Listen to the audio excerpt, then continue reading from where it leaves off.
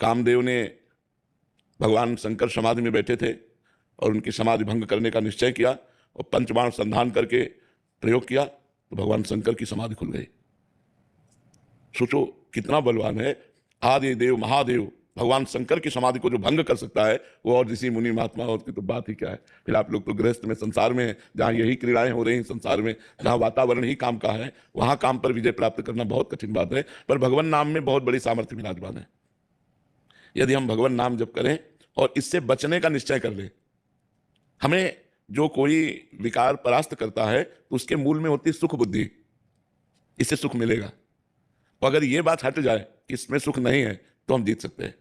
पर हम जबान से भले कर दें अरे इसमें कोई सुख नहीं, लेकिन अंदर एक लालसा लगी रहती है कि इसमें सुख है, इसमें सुखानुभूति है, इसीलिए हम फेल हो जाते हैं। भगवान ज्ञान दें तब बात समझ में आवे, इसलिए खूब नाम जप करो और सतोगुणी भोजन पाओ, सतोगुणी दृश्य देखो, सतोगुणी वातावरण में रहने की कोशिश करो तो कुछ बचाव हो सकता है, कुछ बचाओ। तो भगवान से प्रार्थना करके, रो करके, विनय करके तब धीरे धीरे धीरे क्रमशः शांति की प्राप्ति होती है। फिर घृणा हो जाती है, संसार के भोगों से एक ऐसी स्थिति आती है कि घृणा हो जाती है।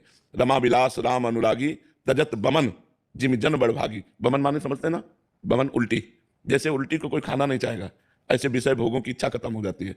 पर वो बहुत भजन करने पर, थोड़ा 2 4 10 माला घुमाने पे नहीं, निरंतर जब भजन करे तो भजन के प्रभाव से भोगों में अरुचि हो जाती है, भोगों से वैराग्य हो जाता है, तब वो जीतता है। नहीं तो बहुत प्रबल काम है, बहुत प्रबल काम है। पुरुष जीत सके नारी जो विरक्त मत धीर, वही पुरुष स्त्री के संयोग काम पर विजय प्राप्त कर सकता है जो वैराग्यवान है और जो धीरमती है। ना तो विषयावश विमुख जे पद रघुवीर, जो भगवान से विमुख है, विषयों के अधीन है, वो कभी विजय प्राप्त नहीं कर सकते। इसलिए भगवान की शरण में होकर भगवान का नाम जप करो, शास्त्रों का स्वाध्याय करो और अपने को बचाने की कोशिश करो।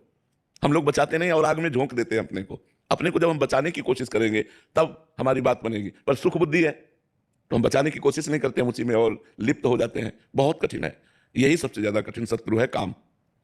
ये बड़े बड़ों को गिराता है, बड़े बड़ों को। मतलब जब कह रहे हैं भगवान शंकर की समाधि भंग कर दिया तो औरों की तो बात ही जाने दो, और तो सब छोटे मोटे हैं, किसी की बात क्या।